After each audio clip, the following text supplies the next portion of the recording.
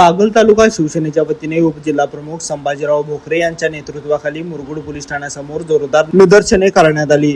यावेळी शेतकरी सेना जिल्हा प्रमुख अशोकराव पाटील, शिवसेना तालुका संघटक मारुती पुरीबुवा, उपतालुका प्रमुख समीर देसाई, ज्येष्ठ शिवसैनिक विभाग प्रमुख दिग्विजय पाटील आदींची प्रमुख उपस्थिती होती। मुरगुड पोलीस ठाण्याच्या हद्दीत सुरू असलेले सर्व अवैध धंदे तात्काळ बंद करण्यात यावे या ठोस मागणीसाठी शिवसैनिकांनी पोलीस ठाण्यासमोर घोषणाबाजी करत परिसर दणाणून सोडला। जय भवानी, जय शिवाजी तसेच अवैध धंदे बंद झालेच पाहिजेत अशा घोषणांनी परिसरात जोरदार वातावरण निर्माण झाले। या आंदोलनादरम्यान पोलीस प्रशासनाचे लक्ष वेधण्यासाठी निवेदन ठाणे हवालदार जरग साहेब यांना देण्यात आले। यावेळी शिवसेना उद्धव बाळासाहेब ठाकरे गटाचे मोठ्या संख्येने कार्यकर्ते उपस्थित होते। अवैध व्यवसायांविरोधात कडक कारवाई करावी अशी ठाम भूमिका शिवसैनिकांनी यावेळी मांडली। लाईव्ह मराठीसाठी मुरगुडहून सर्जेराव भाट।